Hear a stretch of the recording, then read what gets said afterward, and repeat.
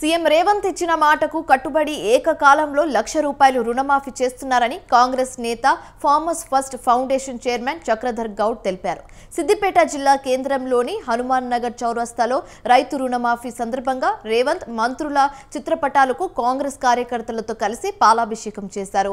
మాజీ మంత్రి హరీష్ రావు ఇచ్చిన మాట ప్రకారం తన ఎమ్మెల్యే పదవికి రాజీనామా చేయాలని ఆయన డిమాండ్ చేశారు. రైతు రుణమాఫీ ప్రతిపక్ష పార్టీలకు చెంపపెట్టు లాంటిదన్నారు. జూలై 18 చరిత్రలో సువర్ణ అక్షరాలతో లిఖించదగ్గ పరిణామమన్నారు. ఇప్పటికైనా ప్రతిపక్షాలు తమ వైఖరి మార్చుకోవాలని చక్రధర్ గౌడ్ పిలుపు ఉంచారు. తెలంగాణ మొత్తం పండుగ వాతావరణం నెలకొన్నది.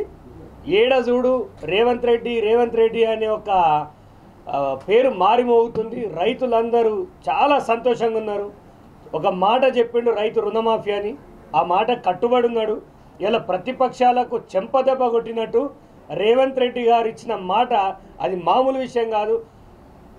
ఒకప్పుడు రాజశేఖర్ రెడ్డితో సాధ్యమైంది, తర్వాత రేవంత్ రెడ్డి గారు అది చేసి చూపించారు. మళ్ళీ కాంగ్రెస్ పాలనలో సువర్ణ అక్షరాలతో రాసే రోజు ఈరోజు. రైతులందరూ రేవంత్ రెడ్డి చల్లగా ఉండాలని, రేవంత్ రెడ్డి బాగుండాలని దీవిస్తున్న రోజు ఇది. మేము గర్వంగా కాంగ్రెస్ పార్టీ కార్యకర్తలమని చెప్పుకొని వాళ్ళ గల్లెగరేసుకొని తిరిగే పరిస్థితి ఉన్నది.